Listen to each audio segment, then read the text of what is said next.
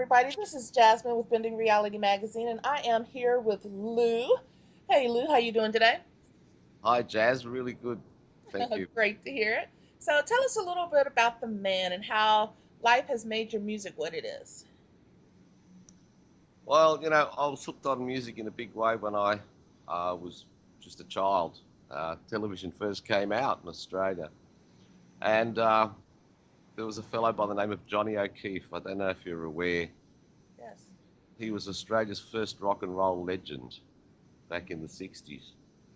And I saw him singing Shout, and I started doing the twist in front of the television. And from that moment, I was hooked on music. Um, Around 15 years of age, I formed a band with guys from school. We were called Rock's Edge, and we performed uh, gigs for the school and just dance halls, things like that. Um, Back in those days, we used to wear glitter and capes and makeup. You know you're aging us, right?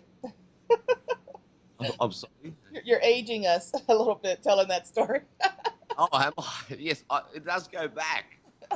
I mean, I do go back. I could keep going for 90 minutes on all the bands I've been in and, what we've done. Um, yeah, but there was an interesting time in that band. The singer, Peter, he would come out of a coffin on stage. It was part of the act, and we had smoke machines and things.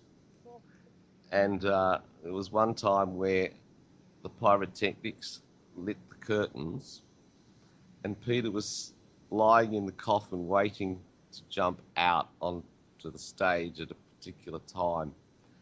And he had the lid open, waiting for his time, and the curtains the flames jumped into the coffin, and he had to literally jump out, to stop himself being burned. Wow. Yeah, real action. And then we had to stop and actually put out the curtains before the place went down. So yeah, we've had lots of fun times. There was another time we played at a hall, and these are the days of the Sharpies. I don't know if you know who the skinheads. We had Okay. skinheads Yeah. here back in the 70s, right? And they were gangs that sort of hated the long-haired guys. All right.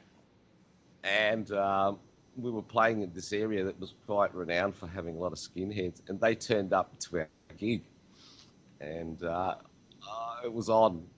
There was just fighting everywhere. And, actually, the reason they started fighting is because we started playing Born to Be Wild, and it set them off. So our gang started fighting the skinheads, and we're just playing there watching, going, "Oh no, what's going on?" And someone picked up a skinhead and threw them onto our PA equipment and crushed it. So that was the music. So from that point on, we thought we'd better get out of here. But eventually, the police came, and you know, everyone was dispersed. I think we only got to play a few songs that night. uh, It was all Sounds like closed down. fun though. Huh? Sorry? Sounds like fun though. Well, it was interesting. Yes. It was something different. Crazy youth. But, that was in the teenage days. And we later formed a band called Drops of Light. In the And in 1987, we recorded an album um, at Canterbury Studios, and it was 10 of our original songs. And that was with a drummer, Nick Bontempo, Jerry Pachilli on guitar, and my brother Vince on bass. And I played keyboard and was lead vocal. And we recorded that album, and it captured the spirit of the band in the years we've been playing live. Uh, Unfortunately, a few years ago, our drummer Nick passed away. So this is like a dedication to him. So if ever you see Drops of Light live at Canterbury Studios, check it out. Sweet. All right. So speaking of your music, I think you write most of your own stuff. Is that correct? Yes, yes. I've either co-written with people through the years, or I wrote my own. Mainly, I write my own these days. Um, What's the I just, background to what you're writing? I mean, what's the field of oh, your it's always just about human experiences, what I've gone through. Um, you know, I've written songs in the early '80s that were like my milestone songs. Um, that I've sort of like, for example, "Teach Yourself." They're just words that I believe in and have followed through my life. "Go It Right" is another one. Yeah, they're just little. I don't know what I could say. Well, I mean, how would you describe your music to people if someone asked you what it was about? Oh well, sound wise, it's anything from rock to pop to country to instrumental combinations of those. And I've even written in classical. Wow. Okay. Yeah, yeah, I've got two classical pieces that I have up that you could hear. One is called "The Journey." It's it's in several parts, and it's a bit like that Disney song, Disney classic. Anyway, um, yeah, yeah, it was my attempt at classical. I think I did all right, considering I had to play all the instruments on it. Sounds like an orchestra. Oh, cool. All done on keyboard. Oh, yeah. Played on keyboard. Yeah, Yeah. but that was quite impressive. Well, Um, love those the mixers. other thing, I beg your I pardon. said you gotta love those mixers. Yes, yes, it does give you the ability to just duplicate yourself. Yeah. Um, I was doing ice skating back in the '90s, and I was quite inspired by the grace of the people out there who could actually ice skate. And uh, I wrote a little piece called "Ice Flower." That's my other classical piece. Oh, I like that name. Oh, thank you. Yeah, it was lovely. Uh, Lovely time um, doing that sort of thing. Yeah. So, who are your biggest musical influences? Oh, well, I suppose it was the '70s when I was a teenager that things started to kick in. Um, all the rock bands, all the great rock bands of the '70s, um, Led Zeppelin, Deep Purple, Uriah Heep. But I also loved people like, you know, Rod Stewart, Elton John. Um,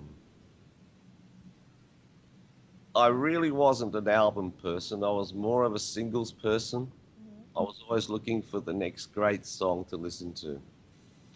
So I'd always judge bands by their singles rather than their albums. I No. was just that I was just that fussy. It's all about the song, you know what I mean? Well, it kind of is. Yeah, I totally understand that. Yeah. So, who? I know some people are great followers of artists, you know. I can't really say I ever had a poster of any band up on my wall, even though I loved many of them. All right. Yeah. So, who influences you personally? Who motivates you personally? Sorry, can you Who repeat that? motivates you personally with your career? Who affected me? Who motivates you personally? Oh, yes. Sorry. Yes. I think my wife does in a way, Wendy. She she's like the silent partner of Pentultima. Uh, she doesn't want to perform live. She won't, even though she can sing, and she does back up. But she influences me in just maybe the songs she suggests for me to sing, or just changes to arrangements in original songs or things like that. I enjoy her contributions. Well, with that said, what are you up to right now? What's in the works? Well, we've got an album out on CD Baby, the best of Pentultima. Basically, it just takes the best of our writing uh, over the last uh, 30 years or so, and puts it in an album of 21 songs. Uh, Oh, and it varies from pop to rock to a bit of country. all right, so a little bit of everything for a little bit of everybody. Yeah, yeah, that's it. Life's too short to be put in a pigeonhole. I agree. Yeah. And what would be your do's and don'ts for the next generation that is trying to make it in the music industry? Oh, well, I think it's getting tougher than it ever has before to Yeah. break in, simply because there's so many more people out there that want to be heard. Plus, we all have recording equipment now. We don't have to pay studios to get a decent recording if you know what you're doing. Um, so, look, there's more opportunity than ever for musicians. So, if you've got something, go for it, and you can do most of it yourself. As you've seen, there are the Justin Biebers out there who just put a video on YouTube and they go gold. Uh, I think there's that opportunity is there for anyone if you have the right song. Um, so do go for it. Don't let people tell you it's too hard. Someone has to always be discovered. Uh, and don't don't do it for the money. You've got to do it because you love music. Makes sense. Okay. Mm. So tell everybody where they can purchase your music right now. Well, if you just go to cdbaby.com and search Pentultima, it'll come up with our album. You can sample the songs there. Um, Okay. if you want to hear the rest of our music, about 300 songs, and that's mainly cover songs of songs from the 60s through to the present. There are about 40 originals there as well. You can go to reverbnation.com and just search Pentultima again. Okay. And your social media links? Oh, that's just Facebook. Uh, just search Lou Ruello or Pentultima. I have a band page on Facebook for Pentultima. Or if you want to link with me personally, just add Lou Ruello. LU space RUELLO. All right, wonderful. And Twitter. Pentultima on Twitter. All right, great. Well, is there anything, any last comments or any last statements that you would like to tell everybody tonight or in your Um, piece this afternoon? I plead the fifth. No, I just think, look, it's wonderful that you're doing this for people like me. Uh, I believe that the internet is definitely opening up opportunities, and it's just wonderful to be part of it. Well, I'm glad I got a chance to talk with you, and thank you for taking the time to sit down with me. Again, my name is Jasmine, and I'm with Bending Reality Magazine, and definitely you guys are going to want to check out his music because it sounds great to me. All right, so everybody have a great evening, and we'll see you guys next month. Bye bye now. Thank you. Bye, Jasmine.